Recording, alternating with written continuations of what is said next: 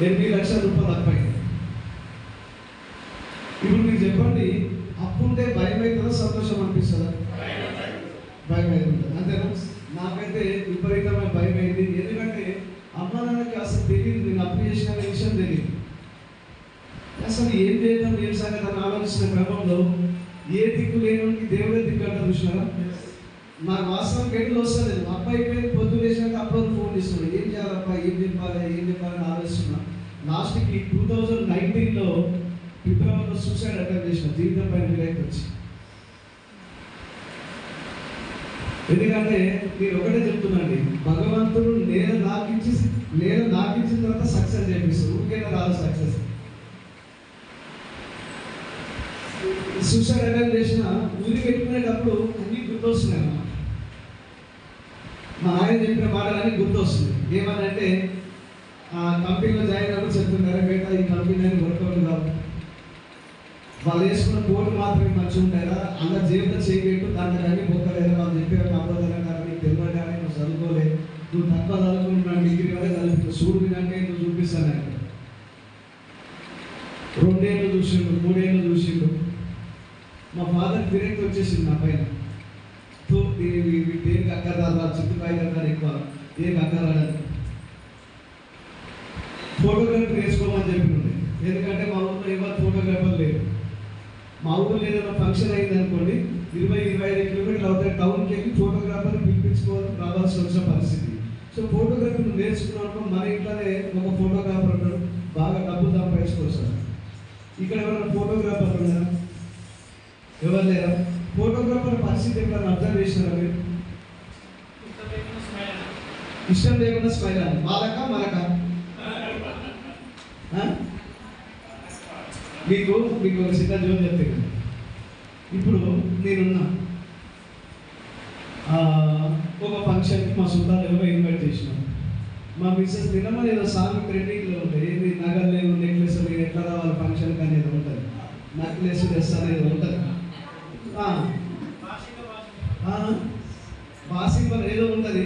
అయితే నేను ఏమంటున్నానంటే వైపు నెక్లెస్ లేదన్నా, పరిచయం లేదో, నేను ఫంక్షన్ రాను, నలుగురిలో వస్తే నా పరువు ఏమవుతుంది, నీ పరువు ఏమవుతుంది, నేను రానంటే రాను. ఇంట్లో లొల్లి అయితే ఇప్పుడు ఫంక్షన్ దగ్గరికి పోతారు, పెద్ద స్టేజ్ ఉంటుంది, అటు ఎక్కడానికి ఇటు దిగడానికి ఉంటుంది. కానీ ఇద్దరు ఒక దగ్గర నుంచి ఎక్కుతారా? వెళ్ళము, ఎక్కరు. లొల్లేది కాబట్టి ఎక్కరు, ఇటొకరు వస్తారు, ముఖం మార్చుకుని ఉంటారు, ముఖం అంతా మసమ్మ ముఖం పెట్టినట్టు ఆమె పెడుతుంది. ఈయన ఇక మొత్తం ప్రపంచంలో బాధలన్నీ నా ముఖాలు ఉంటాయి చూడడానికి ఈయన పెడుతుంది. ఇంకా అప్పుడు ఫోటోగ్రాఫర్ పరిస్థితి ఉంటుంది, ఘోరంగా నవ్వరా సార్, జర నవ్వండి సార్, స్మైల్ ప్లీజ్ కదా. నేను మొన్న కూడా రీసెంట్గా పోయినా ఆ ఫోటోగ్రాఫర్ చూసినప్పుడు నాకు అంత గుర్తొస్తుంది, ఒకవేళ ఫోటోగ్రాఫర్ వేసుకుంటే నా పరిస్థితి ఇట్లానే ఉంటుంది. సో మీరు ఏమంటారంటే స్మైల్ ప్లీజ్ అంటారు కదా, ఎందుకంటారు స్మైల్ ప్లీజ్ అని? ఎందుకంటారండి? ఫోటో అందంగా కనిపించడానికి స్మైల్ ప్లీజ్ అంటారు. మీరు ఎప్పుడైనా ఆలోచించారా జీవితంలో ఒక్క క్షణం నవ్వితే నేను ఫోటో అందంగా అనిపించినప్పుడు మన జీవితాంతం నవ్వితే జీవితం ఎంత బాగుంటుందని ఎప్పుడైనా ఆలోచించారు?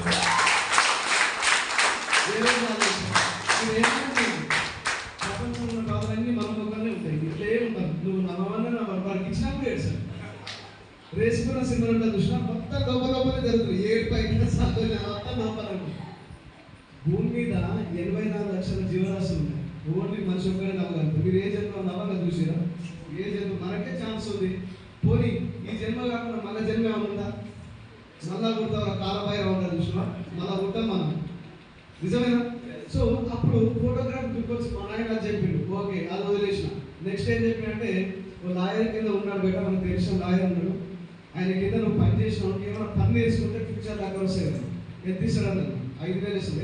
నేను ఎవరనుకున్నా పెద్ద బిజినెస్ మ్యాన్, ఎవరి కింద పని చేయాలని చెప్పిన. మాకు ఆయన చెప్పిన మాటలన్నీ ఎప్పుడు గుర్తొస్తున్నాయి అంటే సాగు శివరాంశంలో ఉన్నప్పుడు గుర్తొస్తున్నాను. ఆ పని చేయకపోతే, ఈ పని చేయకపోతే, ఏదైనా ఉద్యోగంలో చేయకపోతున్నాను. కానీ లాస్ట్కి అదృష్టం ఏంటంటే ఇట్లాంటి ప్లాన్ చూసుకున్నాను. ఓ చీర, మా అమ్మ చీర చూసుకున్నా, ఈ చీర చూసుకున్నా, కథ ఫ్యాన్కి ఏదైతే ఉందో తాడు వేసేసి చీర వేసేసిన మెడకేసుకున్నా. మరి మా అమ్మాయి పాత చీరన మరి నా బరువు ఆ చీర ఎక్కువ తెలియదు, తిరిగి కింద పడిపోయినా. మా ఫాదర్ ఎప్పుడు అంటుంది అనమాట. సో 7G బృందావన కాదు సినిమా చూసినా మీరు? బృందావన కాదు సినిమా ఉంటుంది, ఎప్పుడన్నా చూడు టైం ఉన్నప్పుడు, ఎప్పుడన్నా చూడు. తన కొడుకుని ఏ రోజన్నా నువ్వు జీవితంలో పైకి వస్తావా అని ఏ రోజు అలా రోజు కొడుతుంటారు, తింటుంటారు. కానీ నాకు అనిపించింది ఏంటంటే ఎవరి ముందర గెలవాల్సిన అవసరం లేదు, మా ఇంట్లో గెలిచి చూపించాలి. ఇంట్లో గెలిచి రచ్చగెలవాలంటే చూసినా, సో ఇంట్లో గెలవాలి. అప్పుడు అవన్నీ గుర్తు మరి ఏమైపోయింది, తెగి కింద పడిపోయింది. అప్పుడు అనిపించింది జీవితంలో సాధించేది ఏదో ఉంది, బతికేది ఏదో ఉంది అని చెప్పి ఎవరైతే అప్పించినారో ఈ అప్పులున్న వాళ్ళకి అందరికీ ఫోన్ చేసి, ఇక్కడ అప్పులున్న వాళ్ళు ఎంతమంది ఉన్నారు? మీ అందరికి అప్పులు ఉన్నాయా లేదా? ఎంతమంది భయం అవుతుంది అప్పులు ఉన్నాయని చెప్పి? వాళ్ళ ఫోన్ వచ్చినా భయం, వాళ్ళు ఎదురుపడ్డా భయం. నిజమేనా? భయం అవుతుందా లేదా? మీరు భయపడకుండా ఉండాలంటే ఒక టిప్పు చెప్పను పాటిస్తారా మీరు? కంపల్సరీ. ఈ రోజు నుంచి మీరు భయపడదు, మీకు అప్పించిన భయపడాలి. ఎందుకంటే పైసలే మీ చేతిలో లేదు. చూసిరా పుష్ప తగ్గేదే లేదా? మీరు ఎప్పుడైనా చూడండి, నేనేమంటానంటే మనమందరం అప్పు చేసినప్పుడు అప్పు తీసుకున్న దగ్గరికి ఎట్లా పోయినా 10 సార్లు చేతులు కడుపుకుంటా సార్ అంతేనా? ఇప్పుడు ఇచ్చినాం, మనం తీసుకున్నాం, మరి ఆడు మన వెనకాల తిరుగుతుందా లేదా? తిరుగుతుంటే అంతేనా? సో ఈ రోజు నుంచి భయపడుతూ నాకు అప్పులు ఉండే తర్వాత జొమాటో స్విగ్గీ చేయాల్సి వచ్చింది. ఇందాక స్టోరీ చెప్పినా కదా, ఎందుకు జొమాటో స్విగ్గీ చేయాల్సి వచ్చిందంటే డిగ్రీ చేసినప్పుడు ఏదైనా ఉద్యోగం దొరుకుతుంది కదా. ఎందుకు చేయాల్సి వచ్చిందంటే బయట ఉద్యోగంలో 10 నుంచి 20 వేలకు మించి ఎవ్వరు ఇవ్వలేదు. బయట 10,000 20,000 అంతకు మించి ఎవరు ఇవ్వలేదు. మరి 10-20 వేలు సంపాదిస్తే ఏమొస్తే 8 లక్షలు కొట్టేదే కడతాం. అదే జొమాటో స్విగ్గీ చేస్తే రోజు 1000 రూపాయలు సంపాదించాలని ఉద్దేశంతో పనిచేసిన, కానీ అక్కడ కూడా సాటిస్ఫాక్షన్ లేకుండా ఉంది. ఎందుకంటే రోజు 1000 రూపాయలు సంపాదించిన 700 రూపాయలు ఖర్చులకు వెళ్ళిపోతుంది, ఓన్లీ 300 మిగులుతుంది. అట్లాంటి పరిస్థితులలో 2019లో మేలో ఈ వెస్టీజ్ అనే అవకాశం వచ్చింది. ఇదే మధ్యాహ్నం పూట మా ఫ్రెండ్ ఫోన్ చేసి అన్ని తొందరగా మా ఇంటికి వచ్చేసి ఒక మంచి అవకాశం ఉంది. సరే అని చెప్పిన వాళ్ళ ఇంటికి పోయినా, భోజనం చేసిన తర్వాత ఒక వైట్ పేపర్ తీసుకొని వచ్చి ఇట్లా అన్ని సున్నాలని చూడతాము. ఇట్లా సున్నారని చెప్పి ఈ సుట్టంగానే మ్యాక్సిమం ఇక్కడ ఉన్న వాళ్ళకి ఏమనిపిస్తుంది అంటే స్టార్ సినిమా గుర్తొస్తుంది. నువ్వు ముగ్గురికి హెల్ప్ చేయి, వాళ్ళు ముగ్గురికి హెల్ప్ చేస్తారు, వాళ్ళు అట్లా తీసుకుంటూ పోతే ప్రపంచం మొత్తం మాత్రం. అది నిజమో కాదో నాకు తెలియదు, కానీ 2000 అది ఏమంటారు స్టార్ సినిమా ఎప్పుడు వచ్చిందో తెలుసా? 6లో వచ్చింది. మరి వెస్టీజ్ కంపెనీ ఎప్పుడు వచ్చింది? అంటే వీళ్ళు మనం కాపీ చేసినా, వాళ్ళని మనం కాపీ చేసినాం, మనమే వాళ్ళు కాపీ చేసారు. Simple logical. సో ఇది స్ట్రక్చర్ ఇయ్యగానే ఇగో ఇది లెగ్గులు అంటారు, ఇట్లా టర్న్ ఓవర్ తీసుకొస్తే 6 నెలలకు 1,00,000 రూపాయలు సంపాదించాను. మీరు నమ్ముతారా?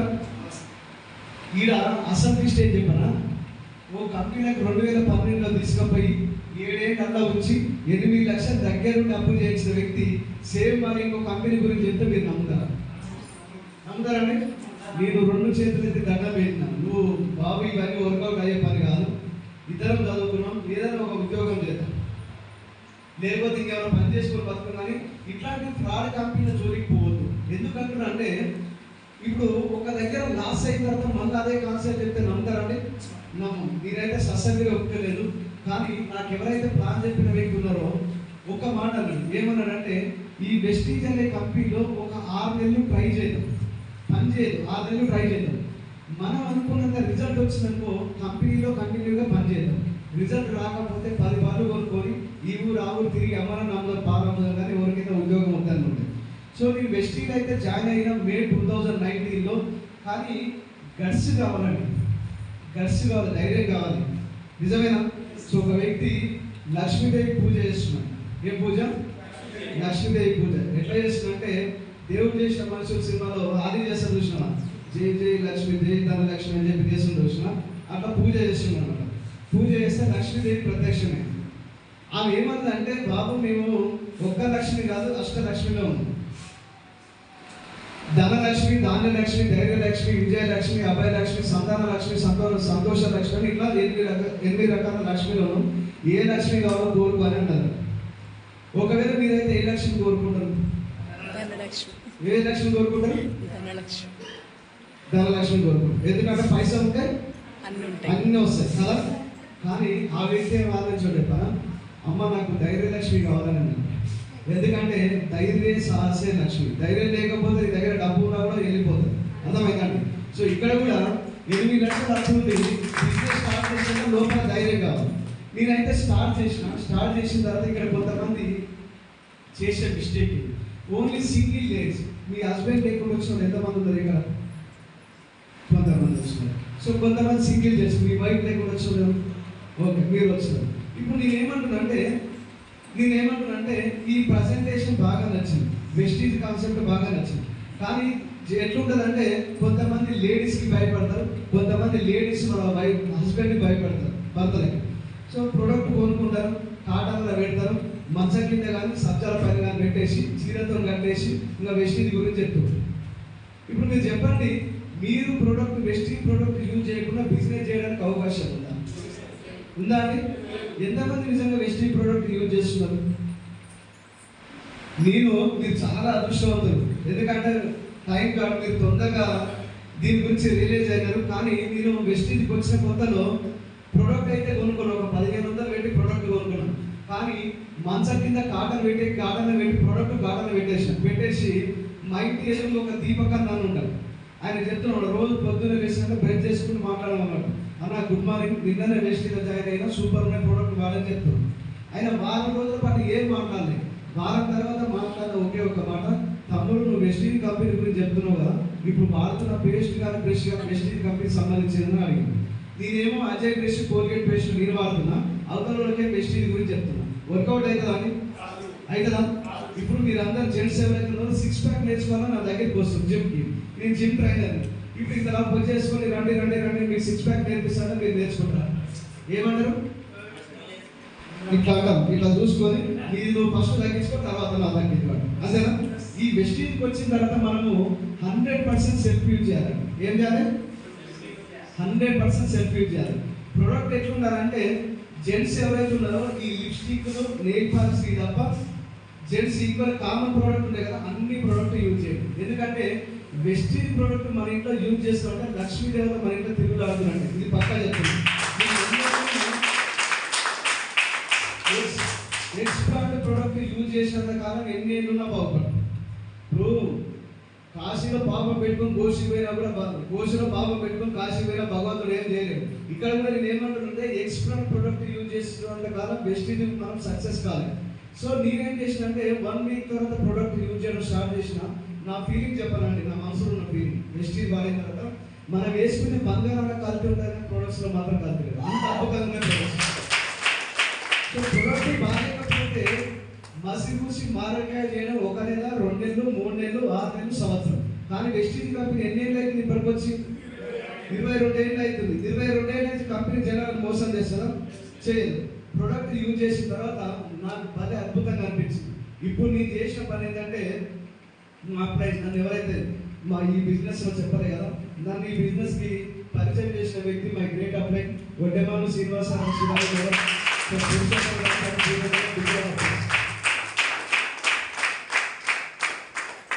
నేను పోయిన ఆయన దగ్గర పోయినా, నేను ప్రోడక్ట్ యూజ్ చేసిన బాగా అనిపించింది.